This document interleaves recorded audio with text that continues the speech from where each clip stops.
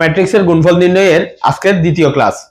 এই ক্লাসটাতে আমরা একটা 3/3 ম্যাট্রিক্স নিলাম। 3/3 ম্যাট্রিক্সের আমরা a square, a cube, a to the power 4 up to a to the power n পর্যন্ত নির্ণয় করব। প্রথমে আমরা যে বিষয়টা মাথায় রাখবো, আমরা যদি a স্কয়ার বের করতে পারি তাহলে আমাদের কাছে a cube, a to the power 4 up to a to the power n পর্যন্ত সবগুলো নির্ণয় করাটা ইজি হয়ে যাবে। তো a স্কয়ার বের করাটা আমরা এর আগের ভিডিওতে শিখছি, এটা আমি এই ভিডিওর কমেন্টে দিয়ে দিলাম, তোমরা দেখে নিবা। এখন আমরা a স্কয়ার এর পাশাপাশি a cube, a to the power 4 up to a to the power n পর্যন্ত নির্ণয় করব। এটাতে আমরা যদি a স্কয়ার বের করতে চাই তাহলে a স্কয়ার ইকুয়াল টু হবে 1 square 0 0 0 2 square 0 0 0 3 square. That means আমার রেজাল্টটা আসতেছে 1 0 0 0 4 0 0 0 9। এটা হচ্ছে a স্কয়ারের রেজাল্ট। সিমিলার ভাবে যদি আমরা a কিউব বের করতে চাই, a কিউব ইকুয়াল টু হচ্ছে a square into a square into a।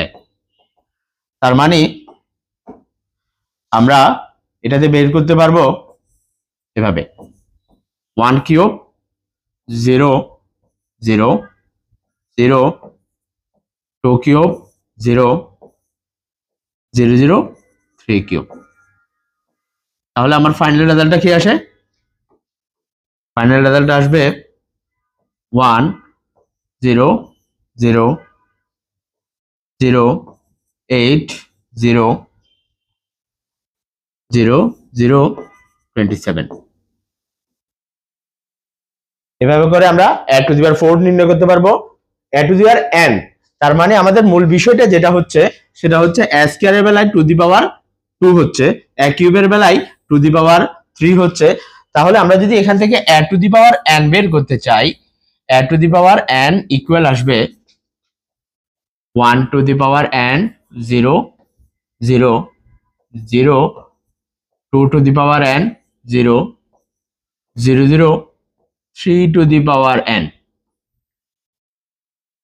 তাহলে আমরা এর পাওয়ার যাই হবে হোক না কেন 3/3 যে কোনো একটা ম্যাট্রিক্সের আমরা কি বের করতে পারবো, গুণফল নির্ণয় করতে পারবো, যদি ম্যাট্রিক্সটা কি হয়, একটা কর্ণ ম্যাট্রিক্স হয়। দ্যাট মিন্স প্রধান কর্ণ বরাবর ভুক্তিগুলা থাকে আর প্রধান কর্ণ বাদে অন্য ভুক্তিগুলা কি হয়, 0 হয়।